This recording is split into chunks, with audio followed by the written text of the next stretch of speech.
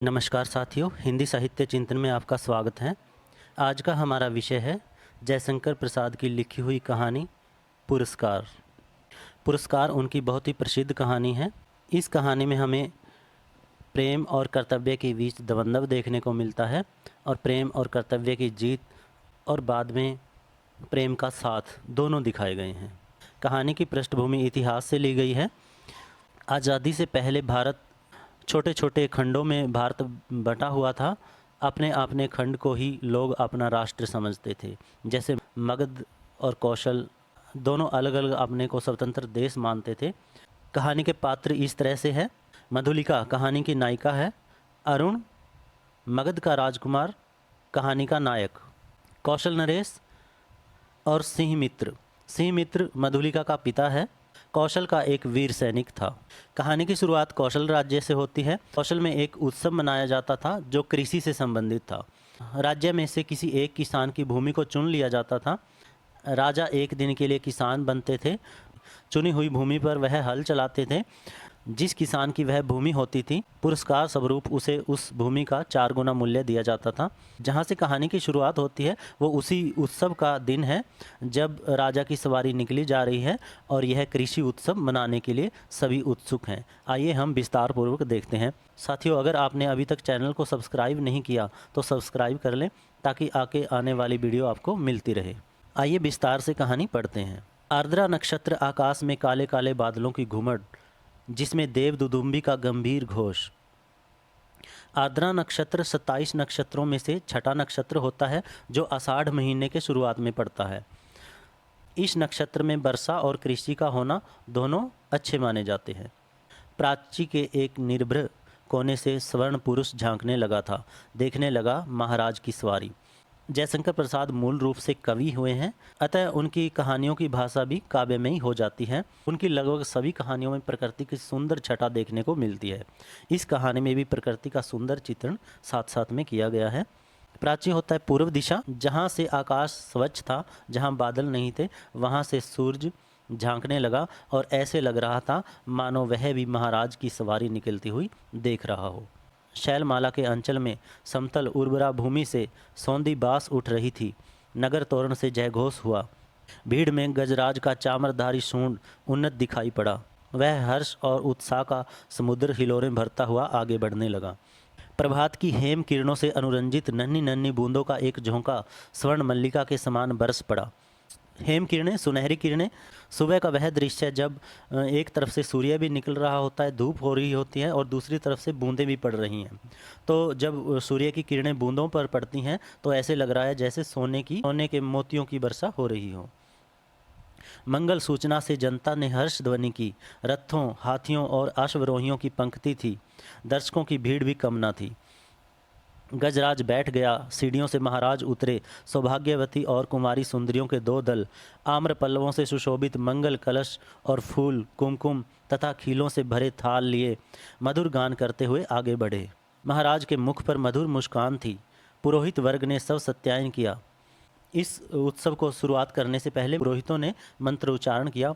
स्वर्ण रंजित हल की मूठ पकड़कर महाराज ने जूते हुए सुंदर पुष्ट बैलों को चलने का संकेत किया। महाराज ने जिस हल से भूमि को जोतना था उस हल की मूठ सोने से बनी हुई थी। बाजे बजने लगे। किशोरी कुमारियों ने खीलों और फूलों की वर्षा की।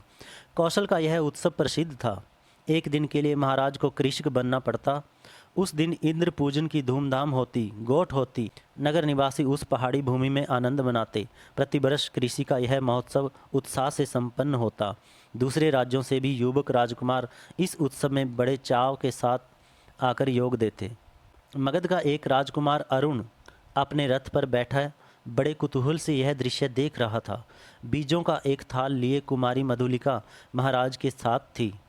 बीज बोते हुए महाराज जब हाथ बढ़ाते तब मधुलिका उसके सामने थाल कर देती। यह खेत मधुलिका का था जो इस साल महाराज की खेती के लिए चुना गया था। इसीलिए बीज देने का सम्मान मधुलिका को ही मिला। वह कुमारी थी, सुंदरी थी। कोशे वसन उसके शरीर पर इधर उधर लहराते हुआ स्वयं सुशोभित हो रहा था। कोशे वसन होता है रेशमी वस्त्र। वह कभी उसे संभालती और कभी अपनी रूखी अलकों को। अलकें होती हैं बाल। वह कभी उन वस्त्रों को संभालती, कभी अपने बालों को। कृष्ण बालिका के शुभ्र भाल पर शर्म कणों की भी कमी न थी। वे सब बरौनियों में गूंथे जा रहे थे। सम्मान और लज्जा उसके अधरों पर मंद मुस्कुराहट के साथ सिहर उठते, किंतु महाराज को बीज देने में उसने स्थिरता नहीं की। स्थिरता होती है ढील देना। सब लोग महाराज का हल चलाना देख रहे थे, विस्मय से, कुतूहल से, और अरुण देख रहा था कृष्ण कुमारी मधुलिका को। आह, कितना भोला सौंदर्य, कितनी सरल चितवन। उत्सव का प्रधान कृत्य समाप्त हो गया। महाराज ने मधुलिका के खेत का पुरस्कार दिया। थाल में कुछ स्वर्ण मुद्राएं, वह राजकीय अनुग्रह था। मधुलिका ने थाली सिर से लगा ली, किंतु साथ ही उन स्वर्ण मुद्राओं को महाराज पर न्यौछावर करके बिखेर दिया। मधुलिका की उस समय की ऊर्जास्वित मूर्ति लोग आश्चर्य से देखने लगे। महाराज की भ्रुकुटी जरा चढ़ी थी कि मधुलिका ने सविनय कहा, यानी कि जब कृषि का यह उत्सव समाप्त हो गया तो महाराज ने पुरस्कार स्वरूप उसकी भूमि का मूल्य उसे दे दिया, जो कुछ सोने की मुद्राएं थी। लेकिन मधुलिका ने वह मुद्राएं लेकर माथे से लगाया और फिर महाराज के ऊपर ही बिखेर दिया, न्यौछावर कर दिया। इससे महाराज को गुस्सा आया और वो चिढ़े, लेकिन इससे वो कुछ बोलते इससे पहले ही मधुलिका विनय के साथ बोल पड़ी। उसने कहा, देव, यह मेरे पितृ पितामहों की भूमि है, इसे बेचना अपराध है, इसलिए मूल्य स्वीकार करना मेरी सामर्थ्य के बाहर है। महाराज के बोलने से पहले ही वृद्ध मंत्री ने तीखे स्वर से कहा, अबोध, क्या बक रही है? राजकीय अनुग्रह का तिरस्कार तेरी भूमि से चौगुना मूल्य है। फिर कौशल का तो यह सुनिश्चित राष्ट्रीय नियम है। तू आज से राजकीय रक्षण पाने की अधिकारिणी हुई, इस धन से अपने को सुखी बना। मधुलिका कहती हैं, राजकीय रक्षण की अधिकारिणी तो सारी प्रजा है मंत्रीवर। महाराज को भूमि समर्पण करने में मेरा कोई विरोध न था और न है, किंतु मूल्य स्वीकार करना असंभव है। मधुलिका उत्तेजित हो उठी थी। महाराज के संकेत करने पर मंत्री ने कहा, देव, वाराणसी युद्ध के अन्यतम वीर सिंह मित्र की एकमात्र कन्या है। महाराज चौंक उठे। सिंह मित्र की कन्या, जिसने मगध के सामने कौशल की लाज रख ली थी, उसी वीर की मधुलिका कन्या है? हाँ देव, मंत्री ने सविनय कहा। इस उत्सव के परंपरागत नियम क्या है मंत्रीवर? महाराज ने पूछा। देव, नियम तो बहुत साधारण है। किसी भी अच्छी भूमि को इस उत्सव के लिए चुनकर नियमानुसार पुरस्कार स्वरूप उसका मूल्य दे दिया जाता है, वह भी अत्यंत अनुग्रह पूर्वक, अर्थात भू संपत्ति का चौगुना मूल्य उसे मिलता है। उस खेती को वही व्यक्ति वर्ष भर के लिए देखता है, वह राजा का खेत कहा जाता है। महाराज को विचार संघर्ष से विश्राम की अत्यंत आवश्यकता थी।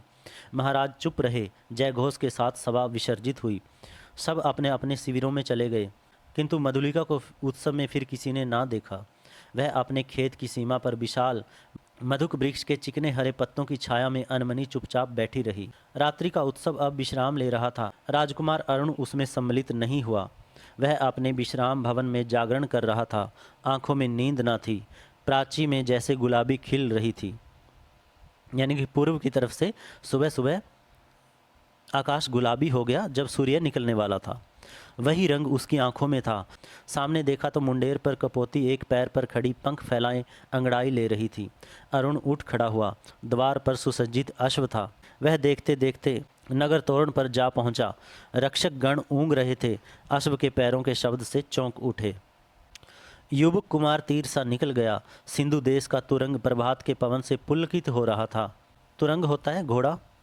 घूमता घूमता अरुण उसी मधुक वृक्ष के नीचे पहुंचा, जहां मधुलिका अपने हाथ पर सिर धरे हुए निद्रा का सुख ले रही थी।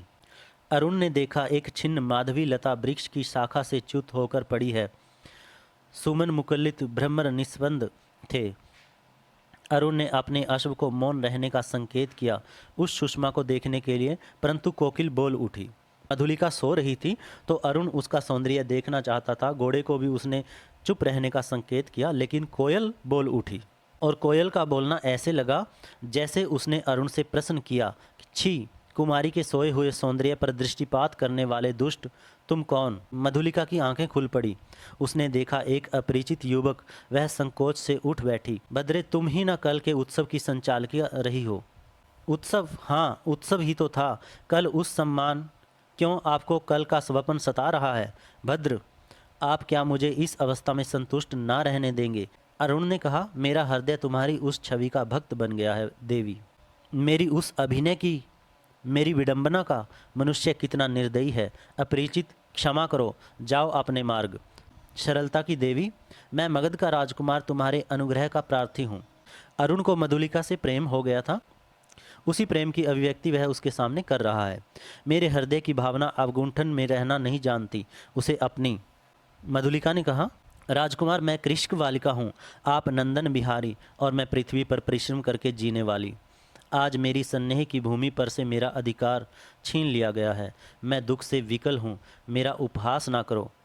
तो अरुण ने कहा, मैं कौशल नरेश से तुम्हारी भूमि तुम्हें दिलवा दूंगा। मधुलिका ने कहा, नहीं, वह कौशल का राष्ट्रीय नियम है, मैं उसे बदलना नहीं चाहती, चाहे उससे मुझे कितना ही दुख हो। तब तुम्हारा रहस्य क्या है? यह रहस्य मानव हृदय का है, मेरा नहीं। राजकुमार, नियमों से यदि मानव हृदय बाध्य होता तो आज मगध के राजकुमार का हृदय किसी राजकुमारी की ओर ना खींचकर एक कृष्ण बालिका का अपमान करने ना आता। मधुलिका उठ खड़ी हुई। चोट खाकर राजकुमार लौट पड़ा। किशोर किरणों में उसका रत्न किरीट चमक उठा। अश्व वेग से चला जा रहा था। मधुलिका निष्ठुर प्रहार करके क्या स्वयं आहत ना हुई? यानी कि मधुलिका उसे जवाब देकर खुद भी आहत हो गई थी। उसके हृदय में टीस सी होने लगी। वह सजल नेत्रों से उड़ती हुई धूल देखने लगी। मधुलिका ने राजा का प्रतिपादन अनुग्रह नहीं लिया। वह दूसरे के खेतों में काम करती और चौथे पहर की रूखी सूखी खाकर पड़ी रहती। मधुक वृक्ष के नीचे छोटी सी पर्ण कुटीर थी। सूखे डंठलों से उसकी दीवार बनी थी। मधुलिका का वही आश्रम था। कठोर परिश्रम से जो रूखा सूखा अन्न मिलता, वही उसकी सांसों को बढ़ाने के लिए पर्याप्त था। दुबली होने पर भी उसके अंग पर तपस्या की कांति थी।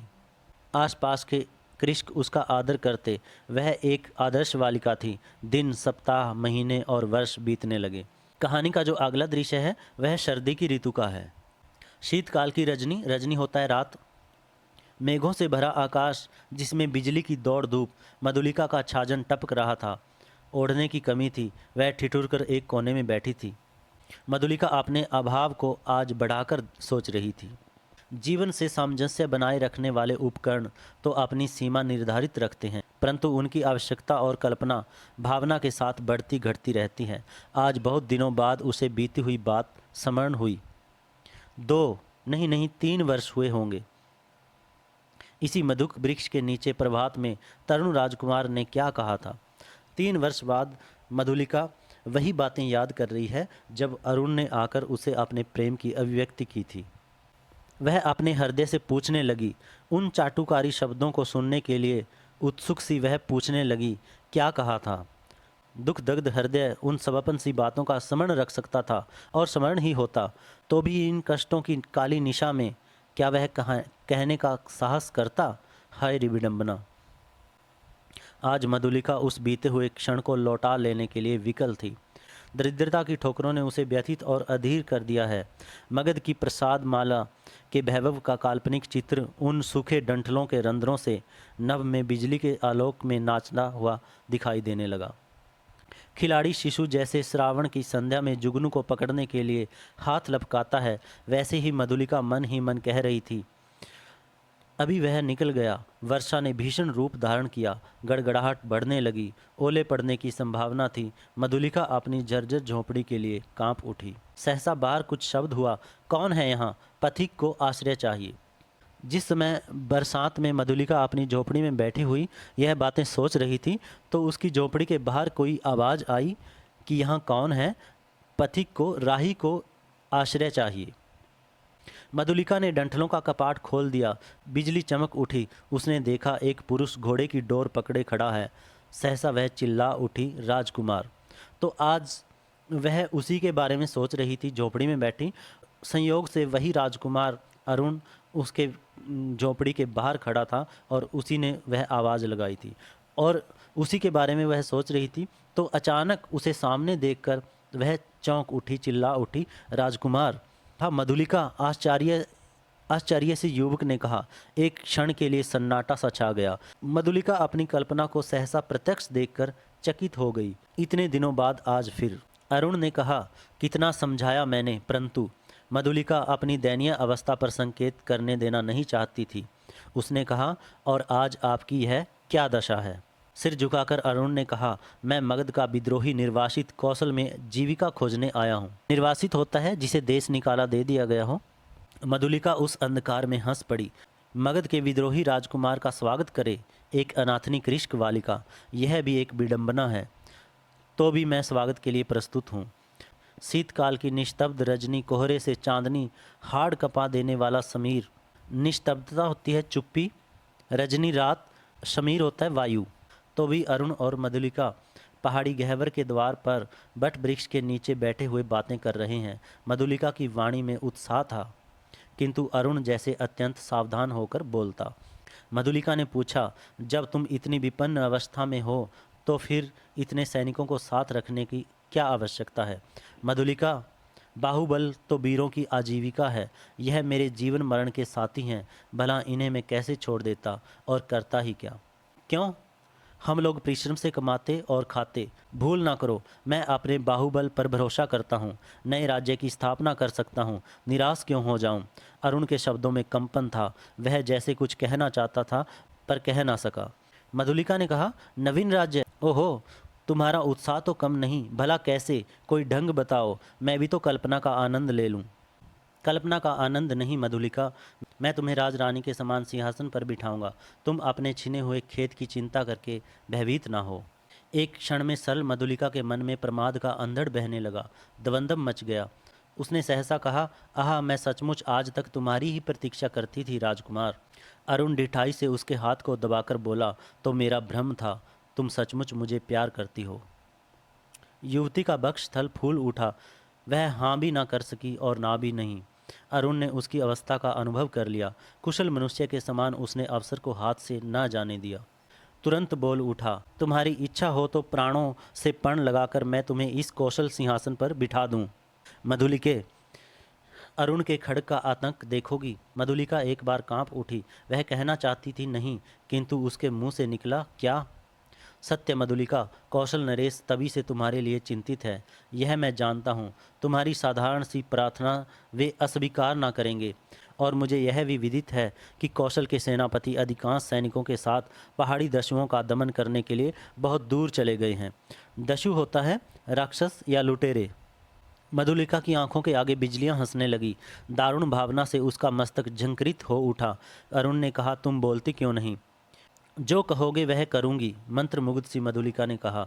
स्वर्ण मंच पर कौशल नरेश अर्धनिद्रित अवस्था में आंखें मुकुल्लित किए हुए हैं। राजमहल का दृश्य है। कौशल नरेश सोने के मंच पर आधी निद्रा की अवस्था में है। उसकी आधी आंखें खुली हैं, आधी बंद हैं। एक चाम्र धारणी युवती पीछे खड़ी अपनी कलाई बड़ी कुशलता से घुमा रही है। चमर के शुभ आंदोलन उस कोष्ठ में धीरे धीरे संचालित हो रहे हैं। तांबुक वाहिनी प्रतिमा के समान दूर खड़ी है। प्रतिहारी ने आकर कहा, जय हो देव, एक स्त्री कुछ प्रार्थना करने आई है। आंखें खोलते हुए महाराज ने कहा, स्त्री प्रार्थना करने आई है, आने दो। प्रतिहारी के साथ मधुलिका आई। उसने प्रणाम किया। महाराज ने स्थिर दृष्टि से उसकी ओर देखा और कहा, तुम्हें कहीं देखा है। 3 वर्ष हुए देव, मेरी भूमि खेती के लिए ली गई थी। ओह, तो तुमने इतने दिन कष्ट में बिताए, आज उसका मूल्य मांगने आई हो। क्यों? अच्छा अच्छा, तुम्हें मिलेगा। प्रतिहारी, नहीं महाराज, मुझे मूल्य नहीं चाहिए। मूर्ख, फिर क्या चाहिए? उतनी ही भूमि, दुर्ग के दक्षिणी नाले के समीप की जंगली भूमि, वहीं मैं अपनी खेती करूंगी। मुझे एक सहायक मिल गया है, वह मनुष्यों से मेरी सहायता करेगा। भूमि को समतल भी तो बनाना होगा। महाराज ने कहा, कृष्क बालिके, वह बड़ी उबड़ खाबड़ भूमि है, तिस पर वह दुर्ग के समीप एक सैनिक महत्व रखती है। तो फिर निराश लौट जाऊं? सिंह मित्र की कन्या, मैं क्या करूं? तुम्हारी यह प्रार्थना, देव जैसी आज्ञा हो। जाओ, तुम श्रमजीवियों को उसमें लगाओ। मैं अमात्य को आज्ञा पत्र देने का आदेश करता हूँ। अमात्य मंत्री को कहा जाता है। जय हो देव कहकर प्रणाम करती हुई मधुलिका राज मंदिर से बाहर आ गई। दुर्ग के दक्षिणी भयावने नाले के तट पर घना जंगल है। आज मनुष्यों के पद संचार से शून्यता भंग हो रही थी। अरुण के छिपे हुए मनुष्य स्वतंत्रता से इधर उधर घूमते थे। झाड़ियों को काटकर पथ बन रहा था। नगर दूर था, फिर उधर यूं ही कोई आता नहीं था। फिर अब तो महाराज की आज्ञा से वहाँ मधुलिका का अच्छा सा खेत बन रहा था। तब इधर की किसको चिंता होती? एक घने कुंज में अरुण मधुलिका एक दूसरे को हर्षित नेत्रों से देख रहे थे। संध्या हो चली थी। उस निबिड़ वन में उन नवागत मनुष्यों को देखकर पक्षीगण अपने नीड को लौटते हुए अधिक कोलाहल कर रहे थे। निबिड़ होता है घना संघना जंगल। प्रसन्नता से अरुण की आंखें चमक उठी। सूर्य की अंतिम किरण झुरमुट में घुसकर मधुलिका के कपोलों से खेलने लगी। अरुण ने कहा, 4 प्रहर और विश्राम करो। प्रभात में ही इस जीर्ण कलेवर कौशल राष्ट्र की राजधानी श्रावस्ती में तुम्हारा अभिषेक होगा और मगध से निर्वासित मैं एक स्वतंत्र राष्ट्र का अधिपति बनूंगा। मधुलिके, भयानक अरुण, तुम्हारा साहस देखकर मैं चकित हो रही हूँ। केवल 100 सैनिकों से तुम रात के तीसरे प्रहर में मेरी विजय यात्रा होगी। तो तुमको इस विजय पर विश्वास है? अवश्य। तुम अपनी झोपड़ी में यह रात बिताओ। प्रभात से तो राज मंदिर ही तुम्हारा लीला निकेतन बनेगा। मधुलिका प्रसन्न थी, किंतु अरुण के लिए उसकी कल्याण कामना सशक्त थी। वह कभी कभी उद्विग्न सी होकर बालकों के समान प्रश्न कर बैठती। अरुण उसका समाधान कर देता। सहसा कोई संकेत पाकर उसने कहा, अच्छा, अंधकार अधिक हो गया, अभी तुम्हें दूर जाना है और मुझे भी प्राणपण से इस अभियान के आरंभिक कार्यों को अर्धरात्रि तक पूरा कर लेना चाहिए। तब रात्रि भर के लिए विदा। मधुलिके। मधुलिका उठ खड़ी हुई। कंटीली झाड़ियों से गुजरती हुई क्रम से बढ़ने वाले अंधकार में वह झोंपड़ी की ओर चली। पथ अंधकारमय था और मधुलिका का हृदय भी निविड़तम से घिरा था। उसका मन सहसा विचलित हो उठा। मधुरता नष्ट हो गई। जितनी सुख कल्पना थी वह जैसे अंधकार में विलीन होने लगी। वह भयभीत थी। जितनी सुख कल्पना थी वह जैसे अंधकार में विलीन होने लगी। वह भयभीत थी। अब तक मधुलिका यह समझ चुकी थी कि अरुण उसका सहारा लेकर कौशल राज्य पर अपना अधिकार करना चाहता है, और यह सोचकर वह कांप उठी थी कि एक तरफ तो उसके वीर पिता ने कौशल की मगध से रक्षा की थी और आज उसकी पुत्री क्या करने जा रही है। पहला भय उसे अरुण के लिए उत्पन्न हुआ। यदि वह सफल ना हुआ तो फिर सहसा सोचने लगी, वह क्यों सफल हो? श्रावस्ती दुर्ग एक विदेशी के अधिकार में क्यों चला जाए? मगध का कौशल चिर शत्रु, ओ उसकी विजय। कौशल नरेश ने क्या कहा था? सिंह मित्र की कन्या। सिंह मित्र कौशल का रक्षक वीर, उसी की कन्या आज क्या करने जा रही है? नहीं नहीं, मधुलिका, मधुलिका, जैसे उसके पिता उस अंधकार में पुकार रहे थे। वह पगली की तरह चिल्ला उठी, रास्ता भूल गई। अब उसके मन में अपने राष्ट्र की भावना जगने लगी थी। वह यह सोचकर भयभीत हो उठी थी कि मैं क्या करने जा रही हूँ। एक रात पहर बीत चली, पर मधुलिका अपनी झोंपड़ी तक ना पहुंची। वह उधेड़ बुन में विक्षिप्त सी चली जा रही थी। उसकी आंखों के सामने कभी सिंह मित्र और कभी अरुण की मूर्ति अंधकार में चित्रित होती जाती। उसे सामने आलोक दिखाई पड़ा। वह बीच पथ में खड़ी हो गई। प्राय 100 उल्काधारी अश्वरोही चले आ रहे थे और आगे आगे एक वीर अधेड़ सैनिक था। मसाल लिए हुए घुड़सवार सैनिक चले आ रहे थे और उनके आगे आगे एक वीर सैनिक भी था। उसके बाएं हाथ में घोड़े की लगाम और दाहिने हाथ में नंगी तलवार थी। अत्यंत धीरता से वह टुकड़ी अपने पथ पर चल रही थी, परंतु मधुलिका बीच रास्ते से नहीं हटी। प्रमुख सैनिक पास आ गया, पर मधुलिका अब भी नहीं हटी। सैनिक ने अश्व रोक कर कहा, कौन? कोई उत्तर नहीं मिला। तब दूसरे अश्वरोही ने कड़क कर कहा, तू कौन है स्त्री? कौशल के सेनापति को शीघ्र उत्तर दे। रमणी जैसे विकारग्रस्त स्वर में चिल्ला उठी, बांध लो मुझे, मेरी हत्या करो, मैंने अपराध ही ऐसा किया है। सेनापति हंस पड़े, बोले, पगली है। पगली नहीं, यदि पगली होती तो इतनी विचार वेदना क्यों होती? सेनापति, मुझे बांध लो, राजा के पास ले चलो। क्या है, स्पष्ट कह। मधुलिका ने कहा, श्रावस्ती का दुर्ग एक प्रहर में दस्युओं के हस्तगत हो जाएगा। दक्षिणी नाले के पार उनका आक्रमण होगा। सेनापति चौंक उठे। उन्होंने आश्चर्य से पूछा, तू क्या कह रही है? सत्य कह रही हूँ, शीघ्रता करो। सेनापति ने 80 सैनिकों को नाले की ओर धीरे धीरे बढ़ने की आज्ञा दी और स्वयं 20 अश्वरोहियों के साथ दुर्ग की ओर बढ़े। मधुलिका एक अश्वरोही के साथ बांध दी गई। श्रावस्ती का दुर्ग कौशल राष्ट्र का केंद्र इस रात्रि में अपने विगत वैभव का स्वप्न देख रहा था। भिन्न राजवंशों ने उसके प्रांतों पर अधिकार जमा लिया है। अब वह केवल कई गांवों का अधिपति है, फिर भी उसके साथ कौशल के अतीत की स्वर्ण गाथाएं लिपटी हैं। वही लोगों की ईर्ष्या का कारण है। जब थोड़े से अश्वरोही बड़े बेग से आते हुए दुर्ग द्वार पर रुके, तब दुर्ग के प्रहरी चौंक उठे। उल्का के आलोक में उन्होंने सेनापति को पहचाना। द्वार खुला। सेनापति घोड़े की पीठ से उतरे। उन्होंने कहा, अग्निसेन, दुर्ग में कितने सैनिक होंगे? दुर्ग किले को कहा जाता है। सेनापति की जय हो। 200। उन्हें शीघ्र एकत्र करो। परंतु बिना किसी शब्द के। सो को लेकर तुम शीघ्र ही चुपचाप दुर्ग के दक्षिण की ओर चलो, आलोक और शब्द ना हो। सेनापति ने मधुलिका की ओर देखा, वह खोल दी गई। उसे अपने पीछे आने का संकेत कर सेनापति राज मंदिर की ओर बढ़े। प्रतिहारी ने सेनापति को देखते ही महाराज को सावधान किया। वह अपनी सुख निद्रा के लिए प्रस्तुत हो रहे थे, किंतु सेनापति और साथ में मधुलिका को देखते ही चंचल हो उठे। सेनापति ने कहा, जय हो देव, इस स्त्री के कारण मुझे इस समय उपस्थित होना पड़ा। महाराज ने स्थिर नेत्रों से देखकर कहा, सिंह मित्र की कन्या, फिर यहाँ क्यों? क्या तुम्हारा क्षेत्र नहीं बन रहा है? कोई वादा? सेनापति, मैंने दुर्ग के दक्षिण नाले के समीप की भूमि इसे दी है। क्या इसी संबंध में तुम कहना चाहते हो? सेनापति ने कहा, देव, किसी गुप्त शत्रु ने उसी ओर से आज रात में दुर्ग पर अधिकार कर लेने का प्रबंध किया है और इसी स्त्री ने मुझे पथ में यह संदेश दिया है। राजा ने मधुलिका की ओर देखा, वह कांप उठी। घृणा और लज्जा से वह गड़ी जा रही थी। राजा ने पूछा, मधुलिका, यह सत्य है? हाँ देव, राजा ने सेनापति से कहा। सैनिकों को एकत्र करके तुम चलो, मैं अभी आता हूँ। सेनापति के चले जाने पर राजा ने कहा, सिंह मित्र की कन्या, तुमने एक बार फिर कौशल का उपकार किया। यह सूचना देकर तुमने पुरस्कार का काम किया है। अच्छा, तुम यहीं ठहरो, पहले मैं उन आतताइयों का प्रबंध कर लूँ। अपने साहसिक अभियान में अरुण बंदी हुआ और दुर्ग उल्का के आलोक से अतिरंजित हो उठा। भीड़ ने जयघोष किया, सबके मन में उल्लास था। श्रावस्ती दुर्ग आज एक दस्यु के हाथ में जाने से बचा। अबाल वृद्ध नारी आनंद में उन्मत्त हो उठे। उषा के आलोक में सभा मंडप दर्शकों से भर गया।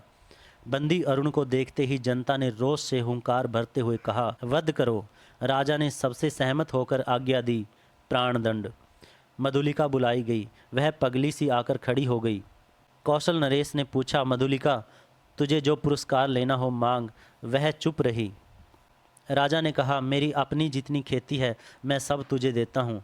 मधुलिका ने एक बार बंदी अरुण की ओर देखा। उसने कहा, मुझे कुछ नहीं चाहिए। अरुण हंस पड़ा। राजा ने कहा, नहीं, मैं तुझे अवश्य दूंगा, मांग ले। तो मधुलिका ने कहा, तो मुझे भी प्राणदंड मिले। कहती हुई वह बंदी अरुण के पास जाकर खड़ी हो गई।